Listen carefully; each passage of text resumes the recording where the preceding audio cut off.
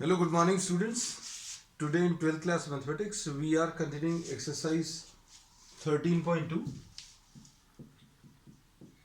In the previous class, we have discussed about the concepts and we have discussed question number 1 to question number 3. आज अभी हम लोग start करें question number 4 से. Question 4 देखो, इसमें क्या दिया है? A fair coin and an unbiased die are tossed.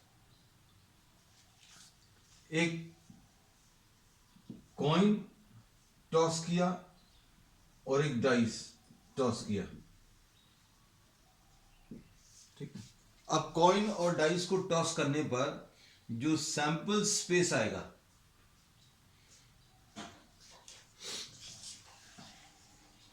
क्या आ सकता है? Sample space H1, H2, H3, H4, H5,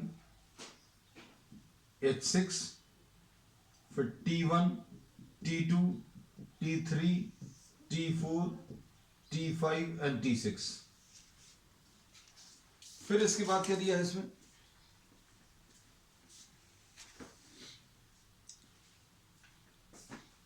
Let A be the event head appears on the coin.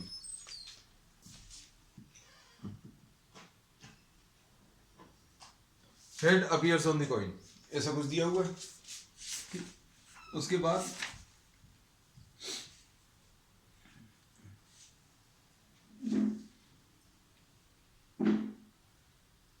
Second क्या दिया है? Second is 3 is number 3 appears on the dice, है ना. तो अब देखो हेड आने के चांसेस क्या हैं? A is getting a head and B is getting a 3 on the dice. Number 3 on the dice. अब इसमें क्या बोल सकते हैं बच्चों? PA कितना आ जाएगा? Getting a head. हेड आने के चांसेस क्या आ जाएंगे? 1/2. और 3 आने के चांसेस क्या हैं डाइस पर? तो डाइस का बच्चों ये होता है सैंपल स्पेस, है ना. तो getting a 3 PB will be what? 1/6. तो P of A into P of B कितना आ जाएगा? 1/2 into 1/6. और दोनों का कलेक्टिव सैंपल स्पेस अगर अभी हम लोग लेंगे ये वाला और इंटरसेक्शन देखें तो A इंटरसेक्शन B कितना है? मतलब हेड भी आना चाहिए एंड नंबर 3 भी आना चाहिए. तो this is the favourable case. और टोटल केसेस कितने हैं? 1 2 3 4 5 6 7 8 9 10 11 एंड 12. तो A intersection B, probability of A intersection B. A intersection B का मतलब क्या है? A भी होना चाहिए एंड B भी होना चाहिए. हेड भी आना चाहिए और 3 भी आना चाहिए. So there are there is one case which is favorable and total cases 12. So we say that P of A intersection B is equal to what? P of A into P of B. Therefore, these events are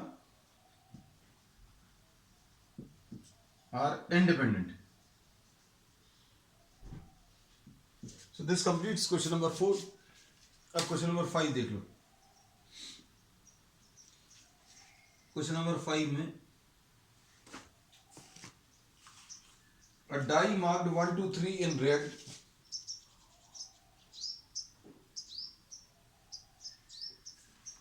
and 4 5 6 in green.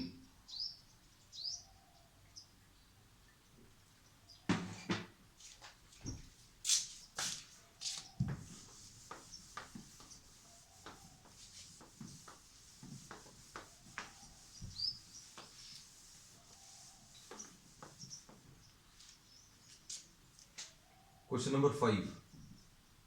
Sample space क्या आ जाएगा? Red में 1 2 3 mark किया है, R1 R2 R3, फिर G4 G5 and G6. Green colour में 6 mark किया है.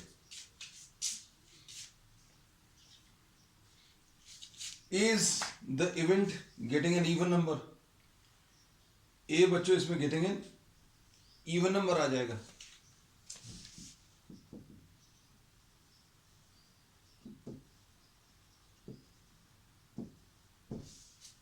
B is the number is red.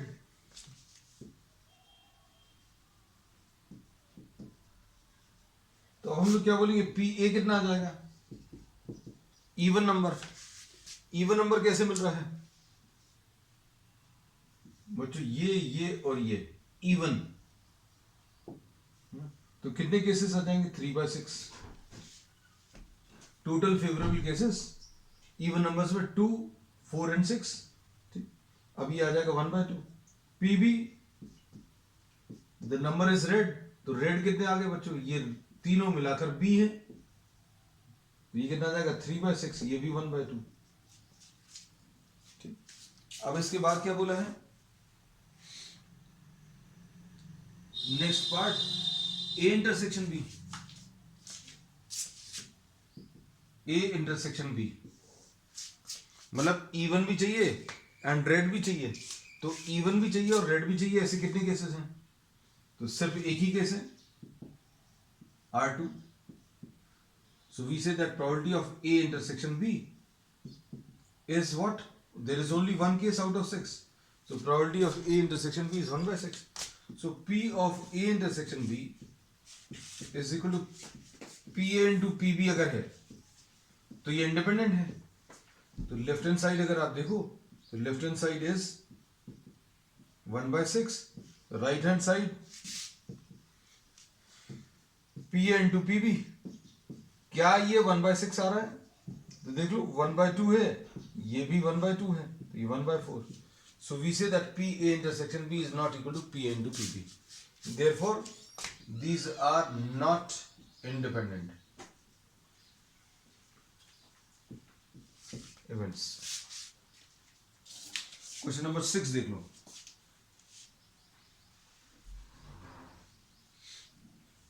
Question number 6 तो बहुत ज्यादा सिंपल है।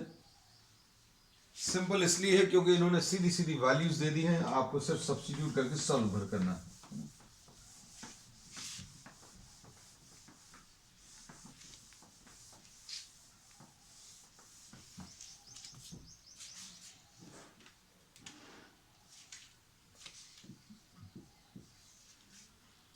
क्वेश्चन नंबर 6, PE की वैल्यू 3/5, PF की वैल्यू कितना दिया है 3/10। और क्या दिया है, E intersection F, probability of E intersection F ये दिया हुआ है कितना 1/5, तो PE इंटू PF कितना आ जाएगा 3/5 इंटू 3/10, तो यह आ जाएगा 9/50। तो PE intersection F is not equal to PE into PF, therefore these events are not independent। ये इसमें निकालना था।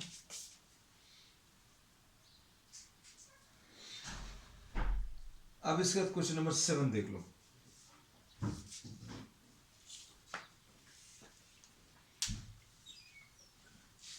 क्वेश्चन 7 में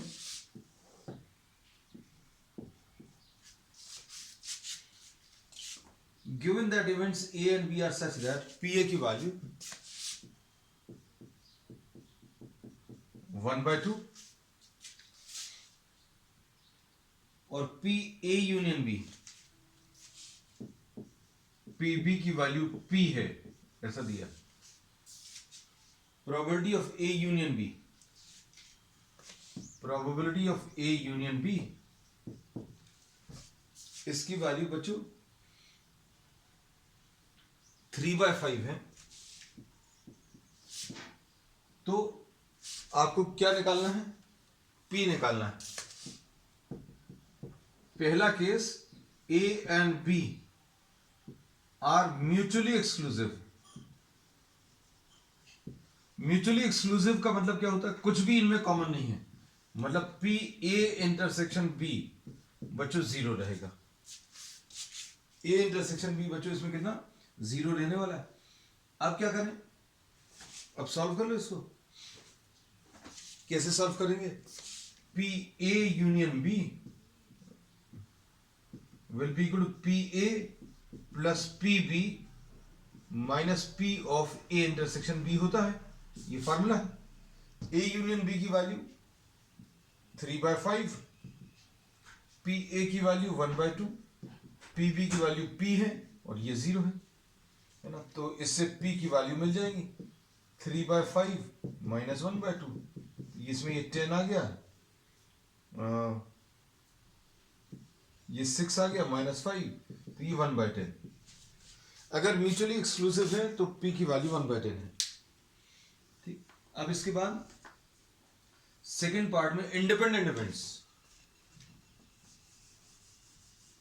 ये इंडिपेंडेंट इवेंट्स हैं। इन्होंने कहा 2 केसेस के लिए सॉल्व करना है। ए और बी अगर म्यूचुअली एक्सक्लूसिव है तो आंसर कितना आएगा। दूसरे पार्ट में इन्होंने बोला कि अगर ए और बी इंडिपेंडेंट है तो पी का आंसर कितना होगा।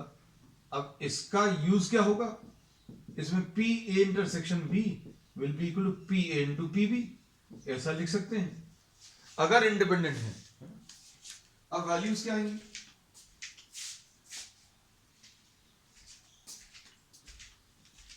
अब ये पी ए की वैल्यू कितनी 1/2, पी बी की वैल्यू p है तो मतलब ये p/2 आ गया।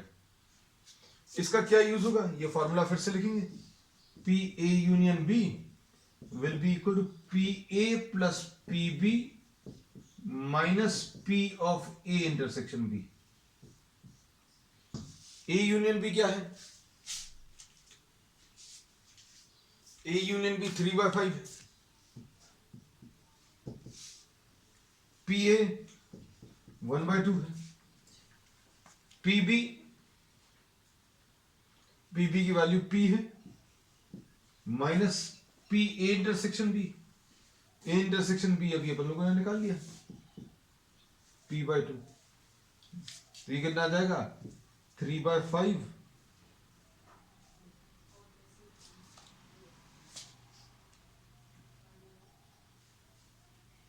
Is equal to 1/2 plus p minus p/2 है ना, कुछ और तो नहीं दिया।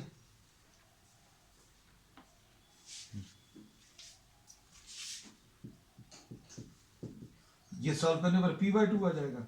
तो ये 3/5 माइनस 1/2 ये अपन ने सॉल्व किया था, अभी ये 1/10 है, तो 1/2 is equal 1/10 is equal to p/2, ये 2 कैंसिल होगा तो p की वैल्यू 1/5 आ जाएगी। This is the answer.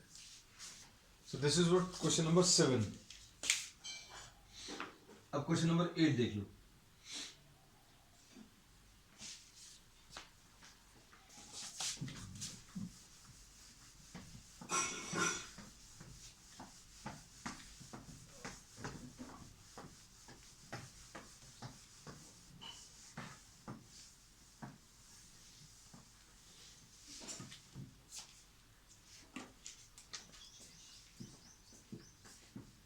Question number 8,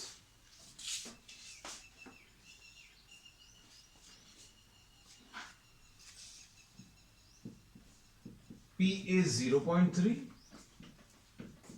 P B 0.4 ये दिया हुआ है और आपको पी ए इंटरसेक्शन बी बताना है। इसमें क्या दिया हुआ है, इंडिपेंडेंट इवेंट्स है, A and B are independent,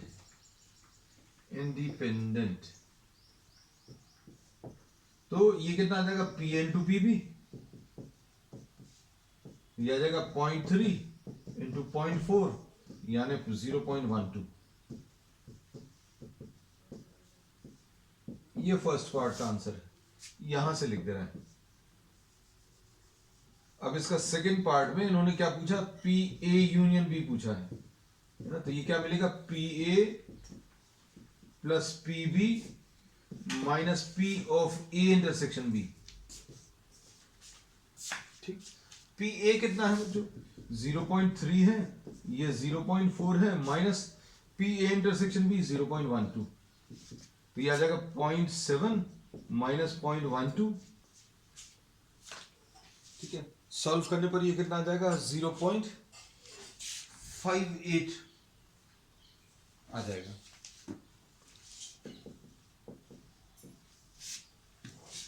अब इसका थर्ड पार्ट,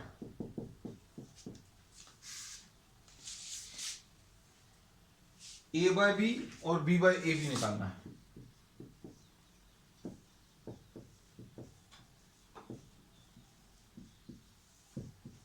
तो इसका तो फॉर्मूला है P of A intersection B upon P B. A intersection B कितना बच्चों, 0.12 अपॉन पी बी 0.4, ये 12/40 आ जाएगा। 3/10, 0.3 विल बी द आंसर। तो इसका आंसर 3/10 या 0.3। पी बी बाई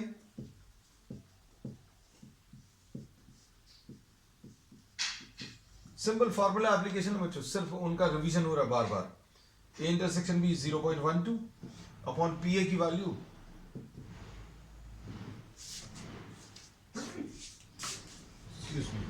ये आ जाएगा 12 डिवाइडेड बाय 30, तो 2/5 और 0.4 विल बी द आंसर। चल नेक्स्ट,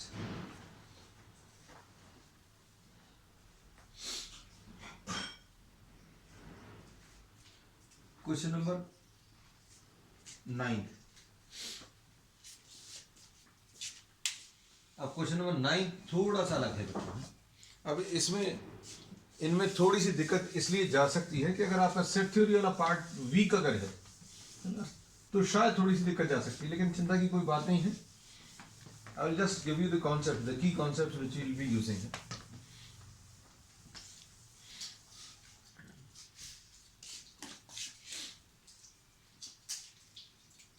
इसमें 9th में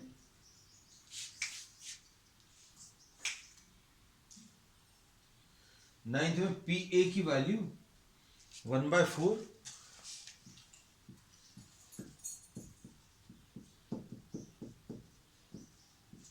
और पी बी की वैल्यू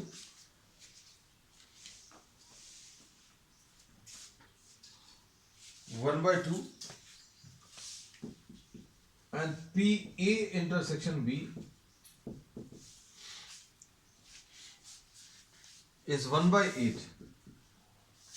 तो P of A union B तो निकाल सकते हैं हमें ये, लेकिन ये नहीं चाहिए। इसमें इन्होंने बोला है P not A and not B, ऐसा दिया है, ये पूछा है, ये आपको कैलकुलेट करना है। इसको अच्छे समझना। P not A and not B को मैथमेटिकल लैंग्वेज में ऐसा लिख सकते हैं, A और ये एंड की जगह ये इंटरसेक्शन आ जाएगा, ऐसा लिख सकते हैं।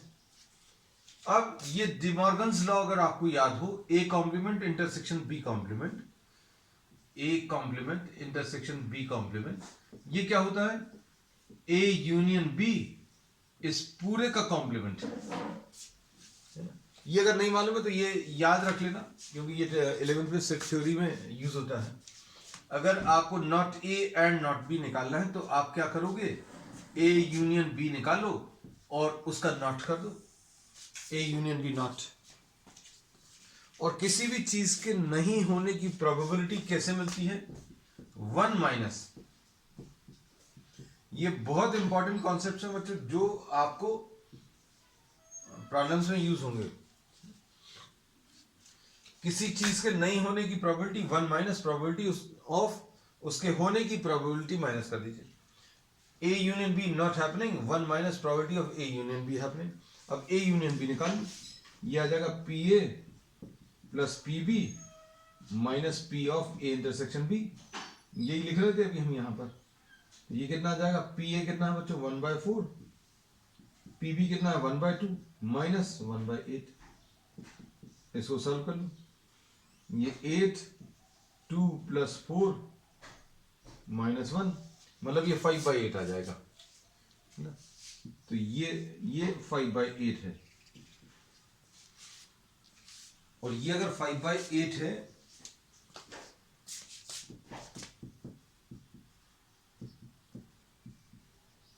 ये आंसर आ जाएगा। Question number 9।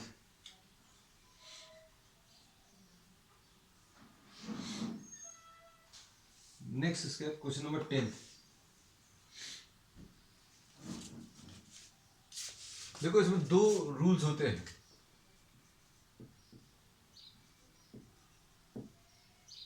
ये अगर निकालना है तो ये कैसे निकालेंगे, यूनियन की जगह इंटरसेक्शन आ जाएगा, और ये जो दोनों के ऊपर नॉट लगा हुआ था या कॉम्प्लीमेंट लगा हुआ था वो पूरे के ऊपर आ जाएगा। तो ये भी शायद किसी प्रॉब्लम में यूज होना है, देखते हैं। क्वेश्चन नंबर 10 देख लो।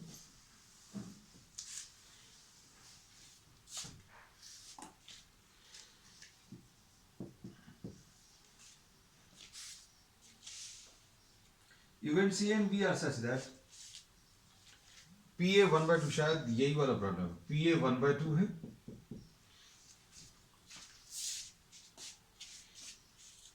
PB 7/12 है,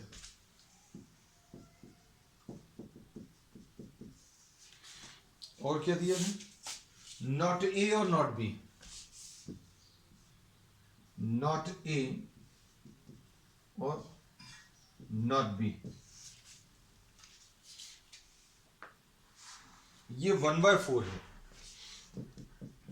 इसमें चेक करना है whether A and B are independent।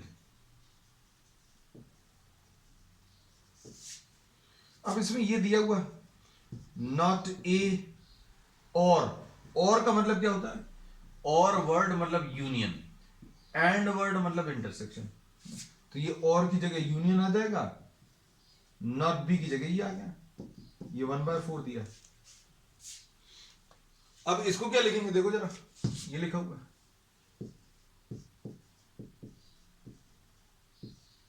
A and B not happening. Not A और नॉट बी को क्या लिख सकते हैं, ए एंड बी। हैपनिंग को ए इंटरसेक्शन भी बोलते हैं, लेकिन उसके ऊपर नॉट लगा हुआ, तो A and B not happening, ये 1/4। इसको क्या लिख सकते हैं, किसी भी इवेंट के नहीं होने की प्रोबेबिलिटी 1 माइनस पी ए, ऐसा लिख सकते हैं। ये आ जाएगा 1 minus P of A intersection B. आपको अगर ये हटाना है तो क्या करोगे, 1 माइनस ये कर दो, तो ये 1/4 आ जाएगा। इससे क्या मिलेगा,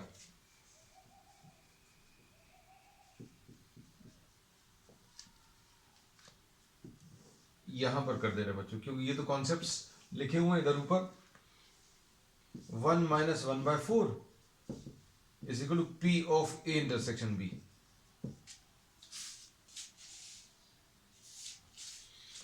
अब ये कितना आ जाएगा, 3/4। अब इतने सारे कैलकुलेशन से क्या पता चला, पी ए इंटरसेक्शन बी। अब P A into P B देख लो, P A into P B,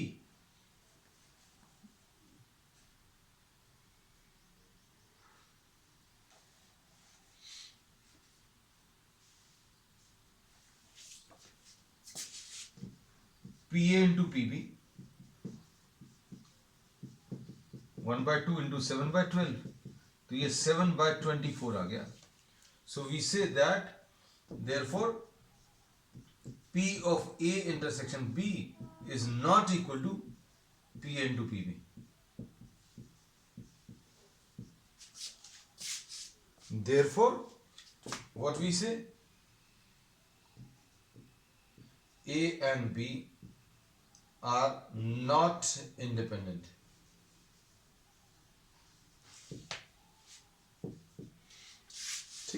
Next, question number 11.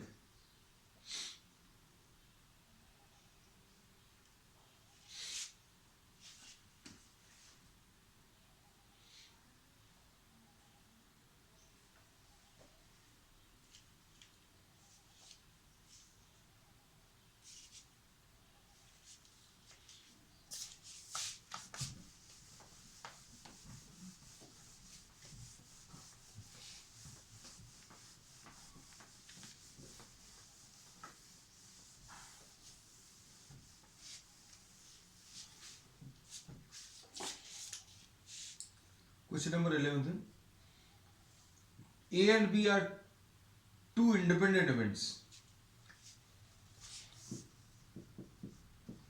A and B independent है, ये दिया हुआ है। पी ए की वैल्यू 0.3, पी बी की वैल्यू 0.6। ठीक है, अब क्या पूछा है? First part, P A and B, मतलब P of A intersection B, मतलब ये कितना आ जाएगा? P A into P B. बस फिनिश। ये 0.3 इंटू 0.6 यानी 0.18, ऐसा कुछ आएगा।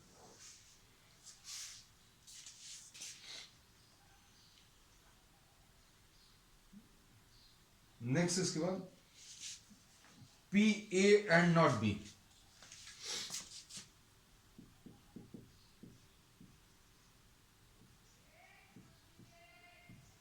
एंड नॉट बी, इसको समझना अच्छे से। A intersection B bar, A intersection B bar क्या होता है? A intersection B bar is A minus A intersection B. ये सेट थ्योरी में बच्चों बहुत डिटेल में पढ़ा हुआ है।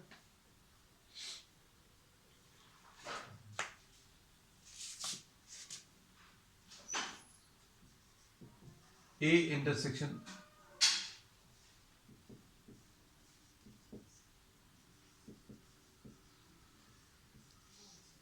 ऐसा कुछ आता है, तो ये आ जाएगा P A minus P of A intersection B. तो ये बच्चों ये सेट थ्योरी के फॉर्मूलेस हैं। पी ए कितना है? 0.5 है। पी ए इंटरसेक्शन बी ये 0.18 है। तो ये कितना आ जाएगा?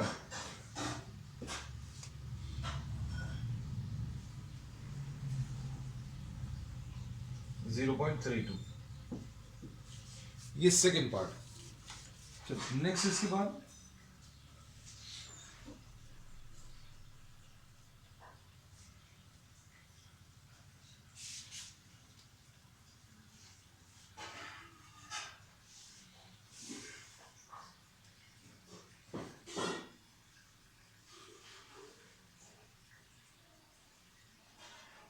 ये कौन सा पार्ट था बच्चों? ये सेकंड पार्ट था।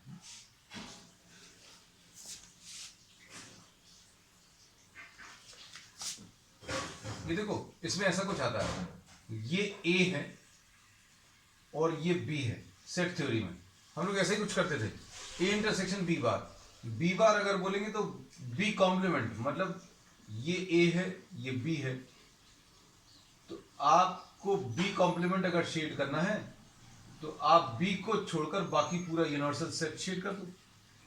कर दिया। अब इसके बाद ए, अब देखो इंटरसेक्शन में ये डबल शेडेड रीजन ये आ गया। अब ये कैसे मिला? ए में से आपको क्या माइनस करना है? ए इंटरसेक्शन बी माइनस करना है। तो ए कितना है? 0.3 है, 0.3 है, और ए इंटरसेक्शन बी 0.18 है, तो आंसर इसका 0.12 आ जाएगा। तो ये अभी हमने आपको हल्का सा याद भी करा दी कैसे, वेन डायग्राम की मदद से। ये second part. Third part, A और बी, यह आ जाएगा P A plus P B minus P of A intersection B. P A कितना है? 0.3 plus 0.6 minus P of A intersection B, ये निकाल चुके अपन 0.18। तो ये आ जाएगा 0.9 माइनस 0.18 यानी 0.72 आ जाएगा। So answer to this is 0.72। Fourth part, neither A nor B,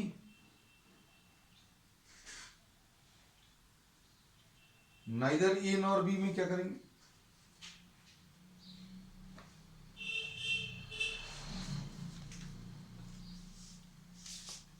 बच्चों इसको कहां पर कर दें, इस वाले पार्ट पर अब कर दे रहे हैं, फोर्थ पार्ट यहां पर।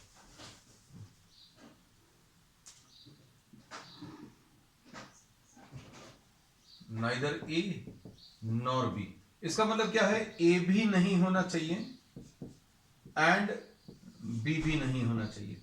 मतलब ये P A bar intersection B bar. अब इसको कैसा लिखेंगे, ए यूनियन बी, ये डी मॉर्गन्स लॉ से। और इसको क्या लिख लेंगे, 1 minus P of A union B.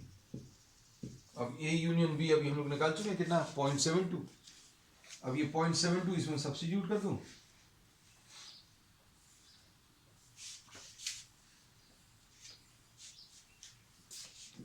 One minus 0.72, A union B 0.72, यानी ये 0.2। So this finishes question number 11। तो बच्चों अब आज के लिए इतना ही। We will continue with the remaining part of the exercise on the next one. That's all for today.